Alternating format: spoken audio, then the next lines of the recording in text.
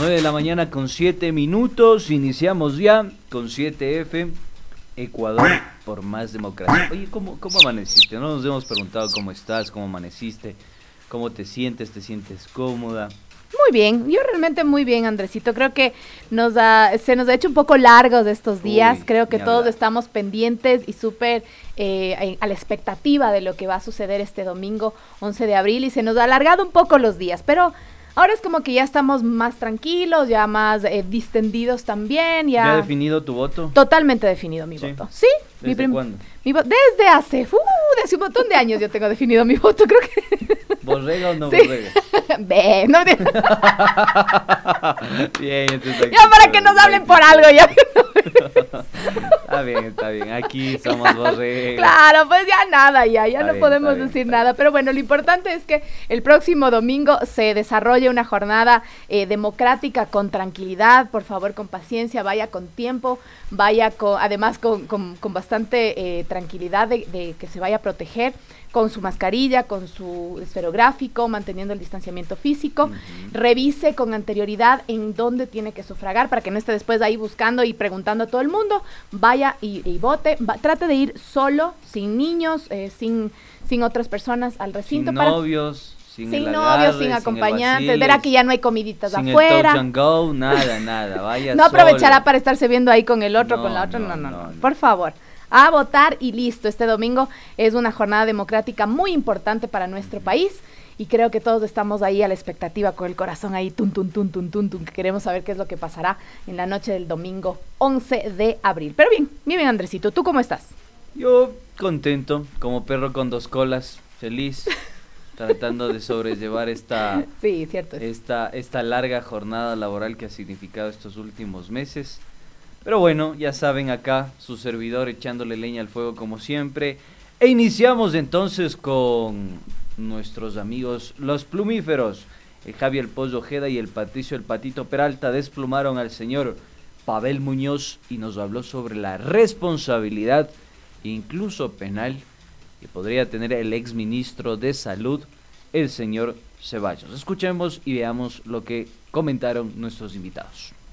Por ejemplo, de los cuestionamientos fue que llegaba tarde la asamblea en todos los momentos, para lo de octubre, para otros problemas y, por ejemplo, para el tema de fiscalización ahora con el tema de las vacunas, desde el 20 de enero que llegaron las primeras vacunas, el 21 que inició ese proceso ha tenido un montón de irregularidades y hasta ahora pues no tenemos, han pasado ya dos ministros de salud desde el inicio de la vacunación, del plan de vacunación y no hay una respuesta de parte de la asamblea. En la próxima asamblea tendremos procesos de fiscalización, de juicio político en contra de estos funcionarios, en caso de que en esta obviamente no se dé. En el de las vacunas es tan indignante, ¿no es cierto, Patricio? Y esa respuesta tiene que estar ahora. Recordarles a la ciudadanía que nos ve que yo soy proponente del juicio político a Ceballos. ¿Alcanzará el tiempo? Tiene que alcanzar y espero que sí. Por eso es que ato cabos, y ahí dice el adagio, ¿no es cierto?, piensa mal y acertarás. El día sábado se puso a reconsideración. No quiero entrar en elementos muy técnicos para no perderle a la ciudadanía, pero la Comisión de Fiscalización no puede procesar dos juicios políticos al mismo tiempo. Claro. Estuvo terminando de procesar el del ministro de Trabajo, había terminado de procesar ese juicio. Se votó el informe que recomendaba que pase al Pleno para su enjuiciamiento favorablemente. El día sábado, los asambleístas, ¿no es cierto?, esta alianza que te digo de Creo Social Cristiano, ¿no es cierto?, Alianza País, ponen una reconsideración de la votación, por lo tanto tuvieron que volver a votar el informe, ya no hubo votos para la censura o para que suba al Pleno de la Asamblea Nacional el juicio político del ministro de Trabajo, y eso también le afecta paralelamente, ¿no es cierto?, se postergan los plazos para iniciar el juicio. Se postergan los plazos para iniciar el de Ceballos, pero espero yo que esta semana, de máximo, digamos, del día de mañana, ojalá ya esté calificado ese juicio y ya pueda yo presentar las pruebas de cargo para que Ceballos sea sancionado como merece. Digamos, si hay alguien que ha merecido ser sancionado, digamos, en esto es Ceballos, y así lo haré, dejaré todo, digamos, en esa interpelación para que sea censurado. Volvemos entonces, 9 de la mañana con 12 minutos, ahí estaba, ¿no? Un poco la apreciación de uno de los proponentes del juicio político en contra de el señor Ceballos, exministro de Salud, que recordemos que ahora prácticamente está prófugo, ¿no? Prácticamente digo, ¿no? No estoy haciendo un juicio de valor, es una condición. Prófugo en vista de que no se dio ningún tipo de explicación a la ciudadanía sobre el proceso de vacunación en el país. Se fue llevando el plan de vacunación en su cabeza. Se fue llevando el plan de vacunación, como dijo el señor Moreno. Y a eso súmele usted que fue vacunando una serie de privilegiados, guasipungueros, por así decirlo, porque hay gente que está dentro de esa fila que considera que el país tiene que regresar al guasipungo. Incluso rectores de universidades que han hecho una precisión en torno a la etnia, a la raza afroecuatoriana. Entonces a mí sí me preocupa esta situación, me preocupa porque de alguna forma en este país se ha retornado a esa sociedad de castas, ¿no? Muy similar a lo que Amartya Sen en su momento detalló que sucedía en la India, ¿no? Pero bueno, esperemos que esto se pueda solucionar, se pueda dirimir y sobre todo se pueda cuestionar y elucidar qué mismo sucedió alrededor del proceso de vacunación. Yo me sigo preguntando hasta ahora, y recuerdas que teníamos la pista la teníamos con el banderillero que anda, con Federico que anda por ahí, la pista le teníamos, sabíamos que había irregularidad en torno a la presidencia de esta comisión que estaba empujando el proceso de vacunación con la expresidenta del Comité Empresarial Ecuatoriano. Y yo creo que ahí nosotros la olfateamos, sin embargo vos sabes que a veces las agendas informativas se imponen sobre la marcha y no pudimos escarbar mucho más. Es que hay tantos temas, ¿no? En los que hay que darle profundidad y tan poco tiempo que tenemos a veces, sí. Y es complicado. Realmente nos desborda toda la información porque en realidad lo que publicó La Posta es una partecita nada más. Claro. Y se bajaron algunos nombrecitos que no les convenía porque esos nombrecitos financian sus actividades periodísticas. Ponen la guita, les permite que tengan sueldos, salarios y sobre todo que se den la vida que se dan. Entonces, sin embargo, ahí hubo mano oscura y se malversó toda la lista de realmente las personas que se vacunaron en este plan piloto que todavía sigue andando, ¿no? O sea, medio sin dos ruedas. Medio arrastrándose por ahí. Pero se arrastra un poco, ¿no? Yo lo que espero realmente es que después de estas elecciones, de que ya se define el nuevo gobierno, no nos quedemos sin memoria. Porque nos suele pasar a los ecuatorianos que ya se fue nomás. Ya, o sea, el señor Ceballos ya se fue, ya no está aquí, ya nos dejó haciendo de las suyas, por no decir otra cosa, y después nos olvidemos. Decimos, después de unos años, ¿qué será pues del señor Ceballos? Nadie le hizo juicio, no pasó nada. Entonces, ahí también tenemos que nosotros recordar y hacer las de realmente veedores ciudadanos y exigir a las autoridades que se responsabilice a quienes han tenido justamente toda la responsabilidad, valga la redundancia, en este plan, sin plan de vacunación que hemos tenido en el Ecuador, que realmente es una vergüenza y es un dolor para todas y todos los ecuatorianos. Así que yo creo que sí tenemos que exigir que no se olvide el juicio al señor Ceballos. Pero fíjate tú, para todas esas personas que son amantes de Klaus Roxin, que incluso utilizaron esa teoría jurídica para procesar a algunas personas y actores claves de la Revolución Ciudadana y del correísmo, yo creo que este elemento teórico y jurídico se puede ajustar realmente a lo que hoy por hoy sucede en el país, ¿no?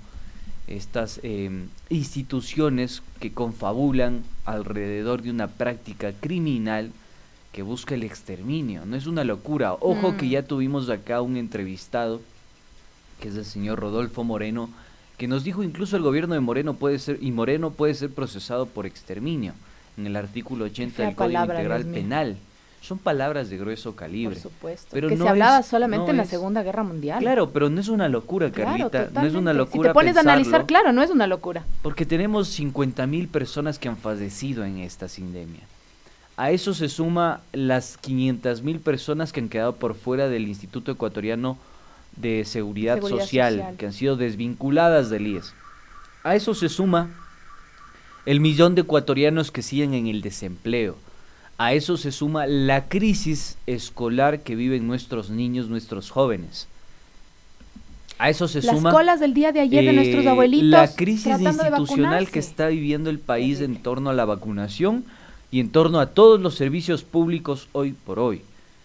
Y a eso se suma todas las otras patologías en el ámbito sanitario que adolece la ciudadanía y que hoy no están siendo tratadas porque todos los hospitales están colapsados, las UCI completamente colapsadas. Entonces, no es una locura pensar que el gobierno de Moreno puede ser procesado por exterminio. Y no es una locura tampoco pensar que ahora sí se puede ajustar la teoría de Claude Roxin para a esas personas idealistas, ¿no? Que decían que en el gobierno de Correa existió una mafia orquestada que manejaba los recursos de manera arbitraria y estaba confabulada, etcétera, etcétera. Recordemos que Claude Roxin fue un jurídico alemán que permitió de alguna forma implementar una teoría para proceder con los crímenes de lesa humanidad realizados durante el régimen nazi. Entonces, ajustémonos un poquito a las realidades y empecemos a ver desde una perspectiva un poco más amplia. Nosotros en el documental proponemos eso. Así es. Ampliar un poco más la visión e incluir otra ciencia, otra disciplina. Y ya nos preguntan que cuándo pueden ver el documental. Ya vamos a ver el rato menos pensado. El rato menos pensado. Pero vamos a seguir hablando de este tema, Andrés, de nuestro segmento que dice Larry. No se olviden ustedes de visitar el canal de YouTube de Pichincha Comunicaciones. Ahí están colgados todos los programas de nuestros queridos plumíferos de Mi Pluma lo eligió, el Pollito Ojeda y el Patito Peralta. Así que vayan al canal de YouTube de Pichincha Comunicaciones. Y en estos momentos ya nos vamos con nuestro segmento del plumífero azul. ¿Qué dice Larry? Vamos.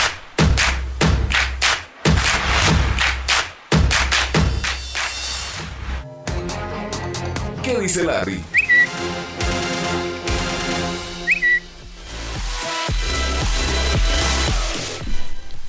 Nueve de la mañana con 19 minutos, vamos con la primera preocupación. Yo no quiero emitir un criterio y espero que Carla tampoco lo haga después de poder ver, apreciar y escuchar lo que nos dice el señor que esperemos que ya deje el gobierno lo más rápido posible. Se lo digo así, sinceramente. Escuchemos, Javi. Bastante venida, bastante llenita en carnes, como se suele decir, bastante gordita. Yo iba con la ventana abierta y la señora me dijo: presidente, tenemos hambre. Le dije: usted no, señora, usted no, a usted se le ve bastante gordita. ¿Hambre los ecuatorianos? No, por varias razones. En primer lugar, porque han tenido un gobierno responsable. No decimos que no haya habido necesidades, pero hambre no ha habido.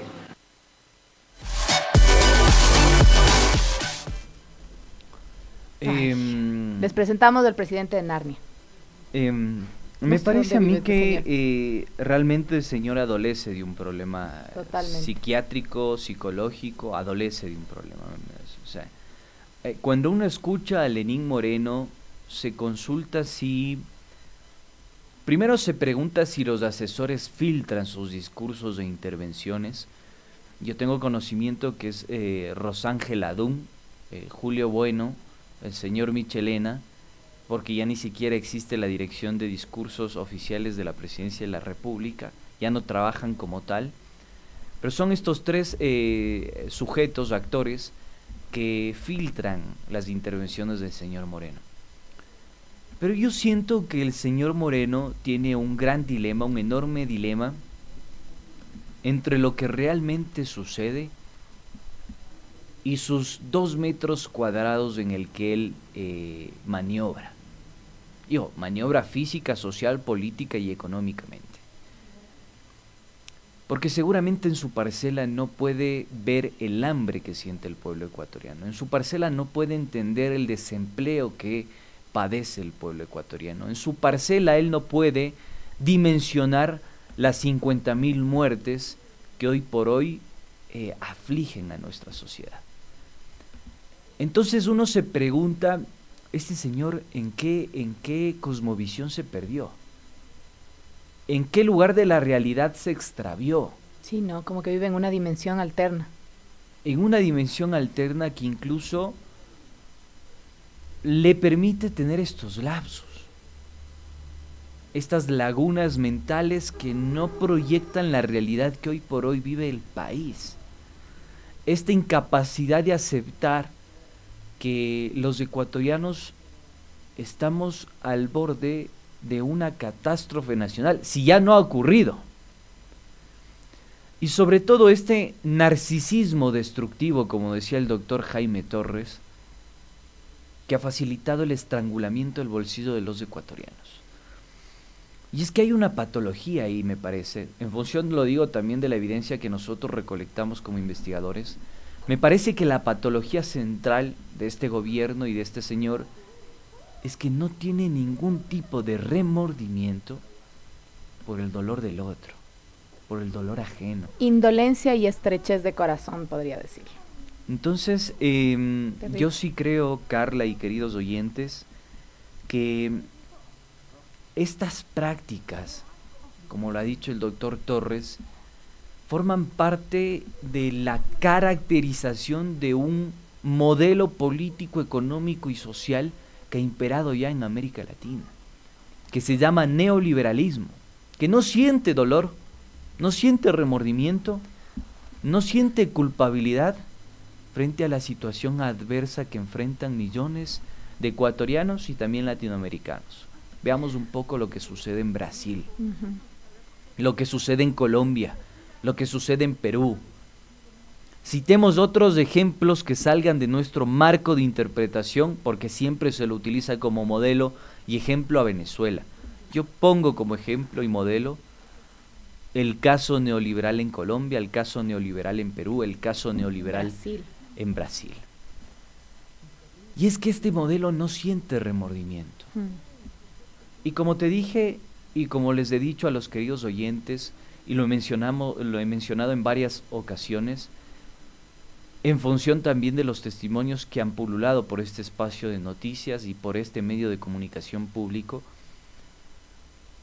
el gobierno de Moreno puede ser procesado por exterminio, según el artículo 80 del Código Integral Penal, y esto es gravísimo. Totalmente. Pero ese es el modelo que ellos exponen, que ellos impulsan, que ellos fomentan, que ellos promueven, y hay que tener muchísimo cuidado para percibir esos entresijos del poder y ese comportamiento narcisista, destructivo, sociópata que hoy por hoy promueve el régimen.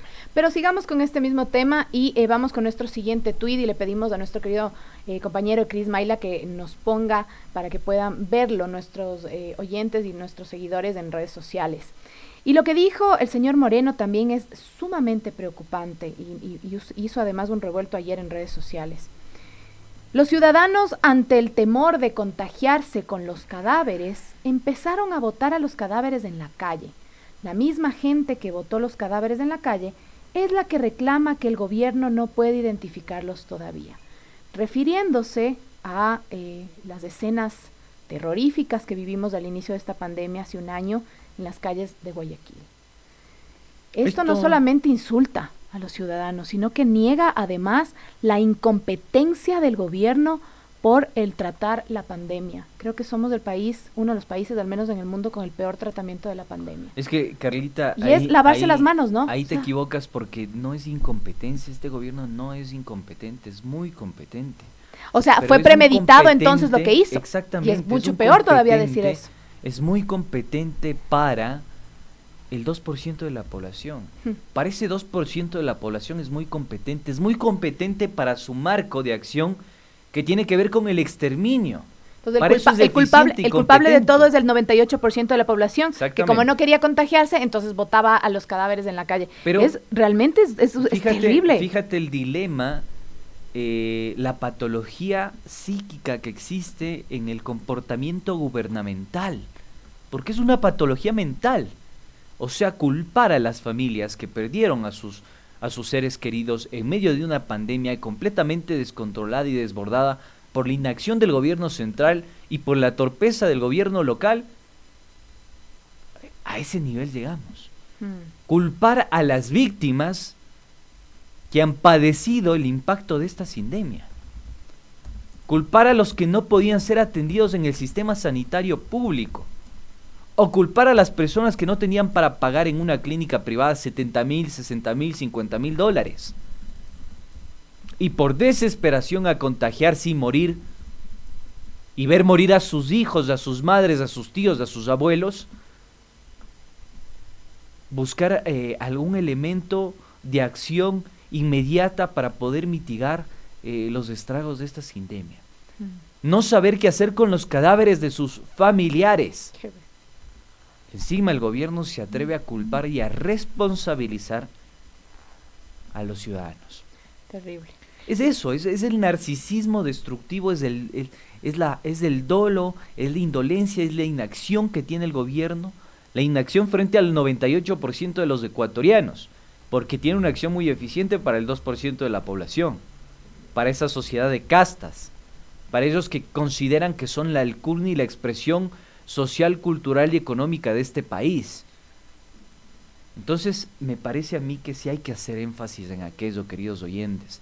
Hay que empezar a matizar, hay que empezar a entender quiénes han estado con Moreno en estos 4 años.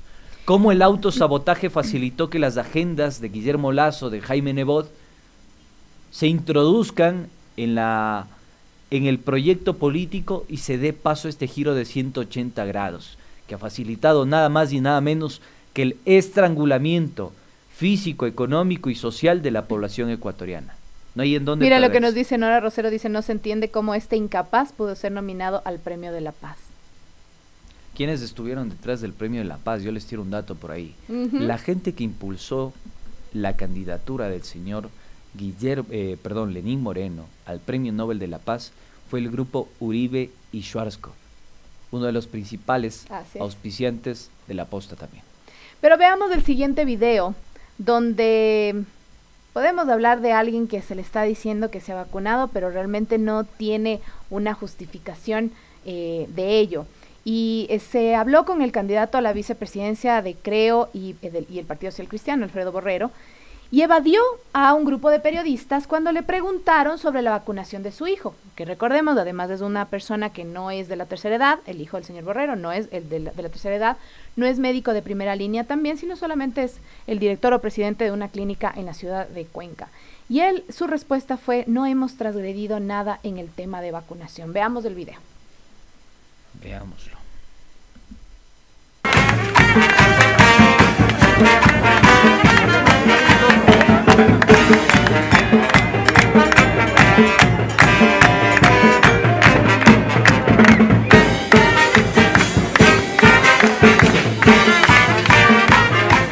Doctor, permítanos un segundito, ha sido blanco de algunas críticas por el tema vacunas. No sé si podemos responder aquello. ¿De qué? El tema vacunas. ¿Por qué? Que su hijo se ha vacunado el 5 de marzo del presente año. ¿Qué puede decir ante esto, candidato? Yo lo único que puedo decir que no hemos transgredido nada en el tema de vacunación. ¿Por qué no responde, candidato? Sin embargo.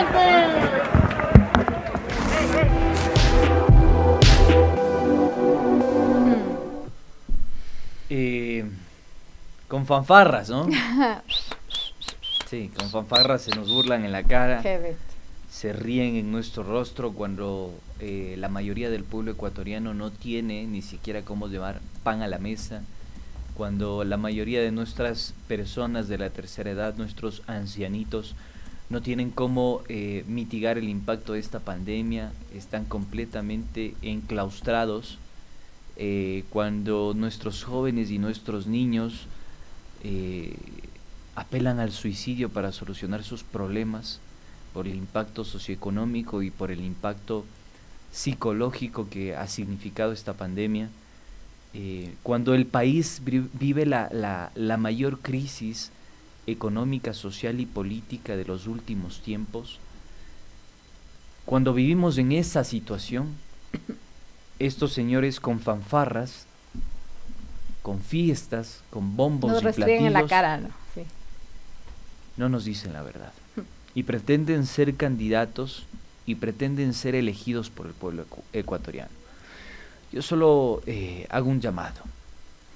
Reflexionemos del voto. Este domingo pensémoslo 10 veces sentémonos en familia, discutamos las propuestas, analicemos lo que significa la concesión del sistema de salud público. ¿Qué significa la palabra concesionar la administración del sistema de salud? Privatizar. ¿Eso es un eufemismo?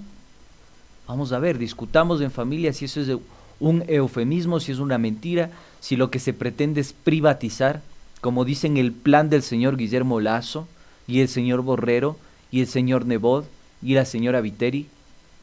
Decirlo en términos criollos, si no tiene plata, Siéntanse. usted no se cura. Siéntense, ese sería el modelo. Discutan en familia, amplíen el debate. Es importante que los ecuatorianos nos empapemos de la realidad socioeconómica de este país, porque la decisión sí está en nuestras manos.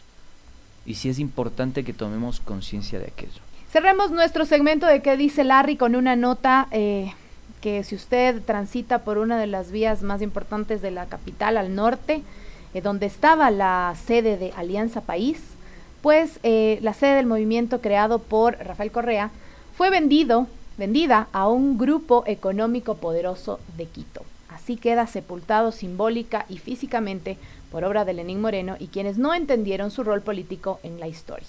Chao, 35 país, dice el tuit del periodista Orlando Pérez. Y así es como termina este fatídico tiempo histórico en nuestro país, estos 4 años de desgobierno, lamentablemente.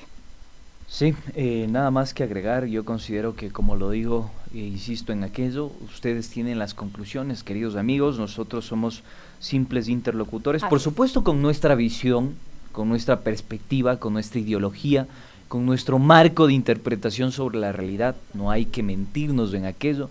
Creo que siempre ha sido clara la propuesta y la intencionalidad editorial de este programa, y me parece que en un ejercicio de transparentarlo es sano y saludable decirles. Pero ustedes tienen las conclusiones.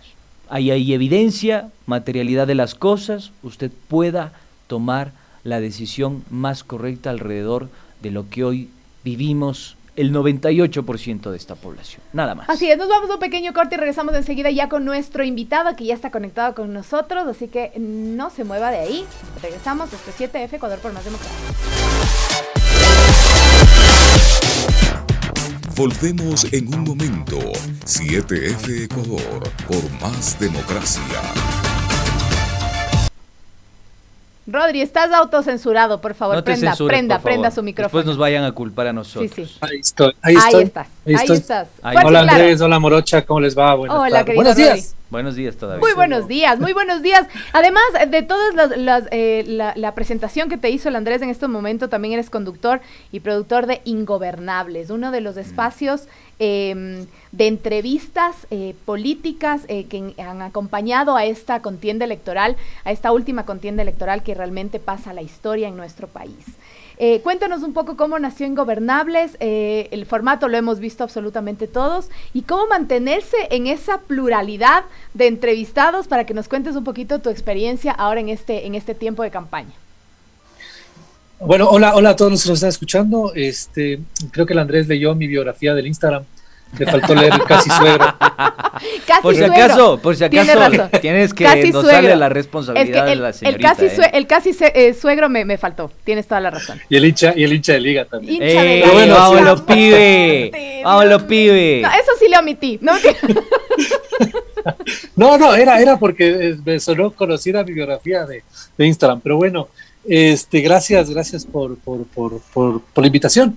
A ver, Ingobernables nace el año pasado, alrededor de agosto, septiembre, sabiendo que ya se venían las elecciones. De hecho, fue un proyecto netamente pensado en las elecciones, un proyecto netamente pensado a como tener una tercera vía, ¿no? O sea, en el sentido de que sí estamos un poco, no cansados, no quiero caer en esa muletilla del cansados, pero nosotros nunca hemos tenido una bandera de otra forma. Nosotros nos hemos dedicado a otro tipo de cosas. Hablando de mí y nuestra carrera, pero claro, mucha gente conocida hemos tenido en el camino, y claro, el Tupac Galarza, que es el mentalizador del concepto de un canal digital y tiene una productora, tiene la capacidad de llevarlo a cabo.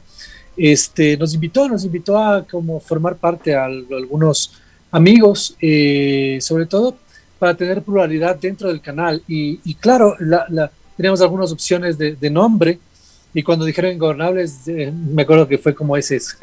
No hay otra forma de describirnos. Y el de Eleva de a Fondo ya era un segmento, ya existía, no en el formato digital, lo que hicimos fue evolucionarlo en formato digital. El de Eleva de a Fondo nace en las elecciones no estoy seguro si la primera reelección de Rafael Correa, porque en el 2006 seguía existiendo la combi, y el de Eleva de a Fondo es un segmento del Vele. Entonces, lo que hacíamos era básicamente como el mismo concepto, pero no tan profundo, por así decirlo, sino menos profundo. No sé cómo usar la palabra. No tan profundo, menos profundo. Sí, no tan improfundo, diríamos. No tan largo, en realidad. Y eran dos candidatos al mismo tiempo, con las mismas preguntas y como ese versus. Así que dijimos, bueno, proponemos, porque claro, el Tupac nos convocó y dijimos, bueno, vamos a proponer algo, y se nos ocurrió potenciar el Vagos con Suerte. Vagos con Suerte, estoy cruzado. De ganita te voy a pasar la factura, verás, que me estás haciendo Vagos aquí. con Suerte en Radio Canela todos los días a las 2 de la tarde. Decirles que propusimos el concepto del Eleva de a Fondo para hacerlo en digital, y claro, nació así, y obviamente la idea era invitar a todos. Hemos invitado absolutamente a todas las personas que nos parecían importantes en ese momento, o que nos parecían que podían decirnos algo, independientemente de la corriente que tengan, porque de una u otra forma nosotros queremos escuchar a todos, y creo que la mejor forma o la mejor cierre de toda esta temporada, que ya se acaba esta temporada de Ingobernables o de Eleva de a Fondo con las elecciones, fue ese debate demostrando que se puede conversar de forma civilizada de lo que hemos estado viviendo. Siento que estamos súper polarizados, y el de Eleva de a Fondo lo que hace, y el Ingobernables lo que hace es tirar una tercera vía, que es básicamente, oigan, no se peleen, no se peleen. Lo decía Molotov, ¿no? Así es, o sea, poder estar en un mismo espacio, dos posturas distintas, sin estarse sacando los ojos, más o menos. Y aprovechando pues la coyuntura que nuestro amigo en Teleamazonas lo demostró, pues de enojarse de una forma... Diga, el señor Andrés Carrión. De don Andrés, pues, que creo que nos ayudó a decir, oye, pues, a que se nos ocurra este concepto de, oye, ¿por qué no lo hacemos nosotros de una forma más relajada? De hecho, también nace del tema de que don Guillermo nunca nos aceptó la entrevista. Eso te iba a preguntar. Ya le tuvimos a don Guillermo en el preciso de Eleva y a Fondo hace algunas elecciones más, no sé si hace 2 o 3, y don Guillermo, pues claro, ya sabe quiénes somos, tampoco es que pueda decir quiénes son estos, y ya a partir de que ya no conseguimos una respuesta, pues dijimos, necesitamos una visión de la otra postura, porque de la una ya tuvimos, Andrés Arauz, necesitamos una visión desde la otra postura, y nos pareció que en ese momento Pablo Casado estaba a punto caramelo para poder conversarlo sobre este tema, luego de lo que pasó en Teleamazonas, y pues dijimos a quién le ponemos del frente, y creo que fue un acierto tener a Carlos Andrés Vera, y salió súper bien. Entonces yo creo que pasa también por saber pensar un poquito a quién invitas en uno y otro lado, y también conversarles, ¿no? Porque sí le dijimos, creo que a don Jorge Ortiz no le avisaron que yo estaba don Pablo Casado, no le conocía, y por eso tal vez se reaccionó como reaccionó, pero nosotros sí le dijimos, mira, va a estar Pablo Casado, va a estar Carlos Andrés. Fernando Casado. Pues, Fernando Casado. Oye, estás fusionando al Pablo Iglesias con el Fernando Casado. Sí. Yo le digo Pablo y yo soy una bestia, pero bueno, discúlpame, Fernando. Pero no importa, él mismo le he dicho. Y les dijimos que iba a estar el uno y el otro, y de hecho tenían una pregunta el uno para el otro, 3 preguntas el uno para el otro, entonces fue un formato distinto, de una u otra forma creo que eso fue lo que funcionó. Oye, Rodrigo, consultarte sobre un tema que a mí me parece central, ya entrando un poquito en materia polémica, viste que es necesario también polemizar a veces. Y en ese sentido hemos visto lo que planteas, ¿no? Esta polarización, esta dicotomía, que no es nueva, o sea, históricamente este país ha estado polarizado, siempre en todos los sentidos. ¿Cómo ustedes ven, cómo ustedes aprecian el comportamiento de los medios de comunicación? Digo, me parece que ha habido un intento por, de alguna forma, seguir ahondando en esta polarización. Hay un ensañamiento, no dejan de soñarle a Correa. ¿Cómo interpretas tú esta realidad? Sí, los otros no dejan de soñarle a Guillo y el feriado bancario, entonces es una cuestión de quién le sueña a quién. También es también hacer un mea culpa, ¿no? No solamente ver... De acuerdo, lo del feriado de bancario tiene asidero, pero digamos en esta contienda electoral. Yo te pregunto, en estos últimos 4 años, que sí, la contienda electoral se ha agudizado, digamos. Siempre ha estado presente esa polarización, y yo creo que también hay que ver un poco, no solamente la paja en el ojo ajeno, sino la viga que tiene un hito también, o sea, y no hablo de nada en especial, sino creo que es también hora de empezar a sacarnos un poco las máscaras, de decir, a ver, yo defiendo A, me interesa defender A, o este medio defiende A, o este medio es de izquierda, este medio es de derecha, o sea, yo creo que el concepto de libre e independiente no existe, se va perdiendo asidero. Creo que tenemos que aprender un poco de países un poco más civilizados, en los cuales, digo civilizados porque nosotros seguimos polarizándonos como no nos definimos como tal. Es como, sí, yo soy hincha de la liga y punto. Ok, yo de una u otra forma defiendo y me responsabilizo lo que eso significa. Forma. Hay que entender que desde qué medio estás hablando, y entonces vas a España. En España tienes un medio que se llama Intereconomía, que es de derecha total y de derecha, y se asume como tal y defiende su posición y lo dice y lo enfrenta y se asume como sus consecuencias. Y tienes otro medio como La Sexta, que es de izquierda y pretende y plantea ser de izquierda, y entonces tiene exposición hacia ese plano y visión desde ese plano. Y entonces otros que simple y llanamente hacen entretenimiento, y quien hace entretenimiento no necesariamente tiene que tener una visión política. Y es lo que nos sucede en Canela, por ejemplo. Canela hace entretenimiento, nosotros hacemos entretenimiento como tal, y plantean o pretenden que tengamos una posición política cuando no tiene asidero, porque básicamente estás hablando de otro tema. Pero si haces política, si haces opinión, si haces pues comentario político, pues sería sano que de una otra forma digas, desde aquí hablo desde lo público, hablo desde la prefectura, hablo desde el corporativismo, desde donde hablo, y entonces vas a ser mucho más coherente. Si te intentas disfrazar desde libre e independiente, pues ponte ingobernables. Ahora vamos a ser todos ingobernables. Entiendo, sí, claro, lo que planteas. Nosotros nacemos, por ejemplo, nosotros nacemos desde netamente la sociedad civil. Nosotros no tenemos auspiciantes en este momento, no tenemos patrocinadores, no respondemos a nadie. Los palets me saqué de mi casa, dice. Entonces, todo construiste con crowdfunding. Trabajando. No, ni eso, no hemos, o sea, lo poco que hemos receptado básicamente es lo que los views de YouTube pueden arrojarnos. La monetización. Ni siquiera sabemos cuánto nos va a representar eso, pero si somos sinceros, nosotros no es que una empresa llegó y dijo, a ver, les voy a coger a este y vamos a hacer esto. No, nosotros nos juntamos como, oye, pana, ¿qué fue? Yo tengo los equipos, yo tengo la cuestión, me siento y ya está. No hemos ganado un centavo de todo esto, y eso es lo que básicamente nos permite de una u otra forma seguir siendo ingobernables. Así suceden, yo creo que así suceden todos los proyectos comunicacionales, al menos los que pretenden en algún momento plantear un horizonte distinto.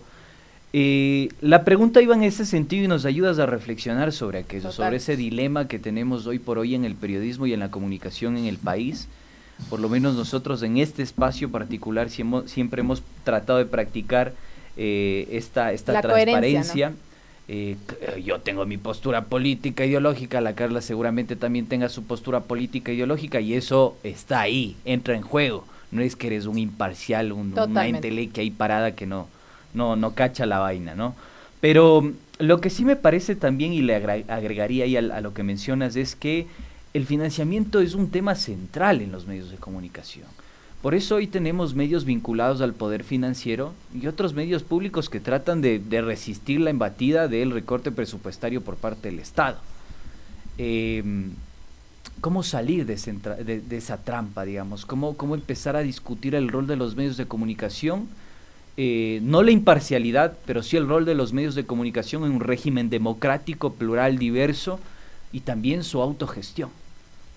Porque yo creo que fue muy válido plantear que existan medios públicos. Nosotros participamos de los medios públicos activamente en su momento, pero eso no nos hacía de una corriente, por ejemplo, eso no nos hacía correístas como tal, y eso es lo que le falta o le cuesta entender al público en general. ¿Qué es hacer público? ¿Qué es hacer medio público? ¿Qué es hacer una comunicación pública? Eso significa darle micrófono a lo cotidiano, a la gente, a lo que sucede. O sea, si vamos por esas, alguna vez tuvimos en la radio pública un taller de medios públicos dictado por un directivo de los medios públicos colombianos, que tienen ya varios años en su proceso, y claro, llega a la conclusión de que por ejemplo, Primer Impacto es un programa para un medio público, porque sale a la calle a dar micrófono, ¿cachas? Y esa es o sea, no nos vamos a poner en el plano de que, a ver, lo público tiene que ser súper educativo, súper, claro. También tiene que tener entretenimiento, claro. Lo público también tiene que ser entretenido, también tiene que ser cotidiano, no solamente tiene que estar brindándole el poder al corporativismo, para nada. Lo público creo que se malentendió en un momento, creo que también pecamos mucho en el Ecuador de no entender el concepto de lo público, y en algún momento cuando se vio en la necesidad de tratar de producir para subsistir. Hay un ejemplo también, me retomo España porque me pareció súper interesante, porque, bueno, por ejemplo, el medio público en Inglaterra se financia a través de un impuesto por cada televisión que se compra, por ejemplo. Entonces el público financia o es parte de la financiación de los medios públicos de Inglaterra. Claro. En cambio, en España llegaron a esa dicotomía que nosotros tuvimos en algún momento en el Ecuador de ya no es rentable financiar porque ya no hay dinero público, entonces lo que tenemos que hacer es salir a buscar. ¿Y qué se inventaron en televisión española? Se inventaron Operación Triunfo. ¿Qué hicieron? Entretenimiento puro y duro, entretenimiento como tal. Creo que eso le falta a la parte pública. Porque y trascendió fronteras porque siempre salió a otros países además. Por supuesto, porque creo que lo público creyó en el Ecuador que solamente tenía que ser, es ese síndrome del profesor, ¿no? De que no hay chiste en esta clase. O sea, sí tiene que haber como de entretenimiento, claro, sí tiene que haber. Se debe contar cachos también, claro. Tiene que ser, o sea, no solamente tiene que aportar a la sociedad educativamente, no solamente tiene que ser, no solamente tiene que ser crítica, sino también tiene que ser relajada. Y eso es lo que los medios privados le tienen ventaja total a lo público, y lo público nunca supo competir en ese plano. Entonces, ¿qué? El rating era lo que manda, y el rating termina mandando para poder salir a vender y para poder decir, claro, me parece mucho mejor que el público sea el que financie y no las marcas o las empresas, porque ahí de una u otra forma es lo que nosotros cuando teníamos algún programa de los nuestros en televisión, se nos ocurrió un segmento que se llamaba Quiero como la foto, ¿ya? Entonces era como ibas a un restaurante y veías en la foto, ¿no? Porque claro, uno ve en la foto del menú una cosa espectacular, ¿no? Y cuando le sirven es algo que dices, chuta, esto no es. Como al Andrés y al Adrián, que les trajeron ahí media parrillada, con medio chorizo y un montón de arroz. Y nos dan una carne cruda. Claro, y entonces uno dice, oye, entonces nuestro segmento en nuestra cabeza era, quiero como la foto. Claro. Pero llegó un momento de decir, oye, pero ¿cómo después te va a promocionar o a financiar o auspiciar esta cuestión. Mucho pasa de cómo también la gente no cacha Oye, Rodri, cómo funcionan los medios, ¿no? Rodri, ustedes hicieron entrevistas a varios personajes, a varias personalidades, y claro, le entrevistaron a uno de los personajes que creo que en política es yo dije el día de ayer, el más odiado y el más amado en este país. Y fue entrevistarle a Rafael Correa en tablet, además. Entonces, no sé, qué tan difícil, qué tan bueno fue. No es la primera vez que ustedes le entrevistaban tampoco, pero ¿cómo fue esa experiencia de la entrevista en este momento, en este tiempo coyuntural, a Mashi Rafael? O sea, Rafael Correa es un personaje que nunca va a perder. Nunca. Es así como el clásico amigo que siempre te dice, yo no perdí, o sea, tú no ganaste, yo perdí. Entonces, en eso es complicado entrevistarlo, no es fácil, no es alguien que sea fácil entrevistarlo, sobre todo si lo quieres sacar un poco de... O sea, es chistoso porque antes de la entrevista, como sabía que era con nosotros, estaba en calentador, ¿no? Y nos ve con traje y dice, pero ha sido con traje, y sale a cambiarse y vuelve con traje. Entonces le vamos a contar ese dato a una de las asambleístas. pero siempre tuvo una buena relación. Nosotros tenemos buena relación con todos, en realidad. No sé si alguien nos quiera no nos acepte una entrevista, excepto Don Guillo. Que eso te iba a preguntar, entonces, ¿por qué Guillermo Lazo no les aceptó la entrevista en esta época? ¿Pero qué les dijo? ¿Qué le respondió? No sé. ¿Les dijo o algo? ni siquiera respondió. No, hay muchos medios que ha intentado, tengo entendido, a entrevistarlo y pues bueno, siempre es la vieja confiable de sabe que ya vamos a ver, la gente está apretada, bla, bla, bla. Pero bueno, tampoco es que tiene que estar con nosotros, no pasa nada. Pero regresando a lo de Rafael, sí, obviamente teníamos que hacerlo en tablet porque no está acá. Y pues bueno, el problema, si tú ves ahorita estamos conversando, ustedes dos conmigo, y lo podemos llevar bien. Lo mismo fue, o sea, es exactamente lo mismo que estamos haciendo ahora, solo que con Rafael al otro lado del charco. Y claro, lo que pasa es que teníamos que de una u otra forma procurar que el sonido esté bueno. Tuvimos problemas con el sonido al principio de todo esto, pero bueno, a la final fue interesante conversar de otras cosas también y hacer nuestro trabajo. Yo creo que fue bacán. Rodrigo, te quería consultar sobre algo. Tú eres psicólogo también y olfateas la política. Quisiera que nos plantees también, como es parte de la temática y objetivo de este programa, la política desde otra óptica. ¿Qué piensas de Lenín Moreno? O sea, creo que o sea, mi opinión personal es que se desmarcó de lo que él planteó al principio, ¿no? O sea, por A, B, Z circunstancia, él sabrá por qué. Creo que no, él lo dijo en una entrevista en el canal alemán. Él dijo, yo no quería esto, yo no quería ser presidente. Y claro, ¿y por qué fue? Porque él me lo pidió. Pero creo que desde un principio él quería que se acabe. O sea, y eso hace que tal vez siento que no ha tenido la fuerza como para gobernar. Y eso hace que no tengas una cabeza. Y cuando una institución, empresa, país o lo que sea, hasta tu casa, no tiene una cabeza clara, no tiene reglas claras, no tiene directrices claras, sino como yo creo que gobernaron otras personas en su momento, unos, otros, no sé quiénes. Uno se sospecha capaz de algunos, pero no tiene pruebas, pero no tengo dudas de que tal vez fue como, vean a mí, déjenme en paz. Y también lo dijo, mientras me como un arroz con huevo, me importa un bledo del país. Entonces, esas cosas son decidoras. Es como, no quiero estar aquí, pero estoy aquí porque ya... Me toca más o menos. Ya ni modo, ya nada, ya. Mi querido Rodri, para cerrar nuestra entrevista, que nos quedamos igual obviamente sin tiempo, nos podemos quedar hablando un montón de cosas contigo. Gracias. Hablando de todo, porque es súper entretenido hablar con el Rodri y súper interesante. Además, ¿por quién vas a votar este domingo? Chuta, es una buena pregunta. Yo también planteo que voten. No dirás del nulo ideológico. Voten por el que les dé la gana, dice. Verás, yo no planteo un nulo ideológico. Yo rescato que la democracia también tiene la posibilidad de tener un nulo. Y me encanta la idea de que la ley tenga la posibilidad de que si ganan los nulos se anule todo.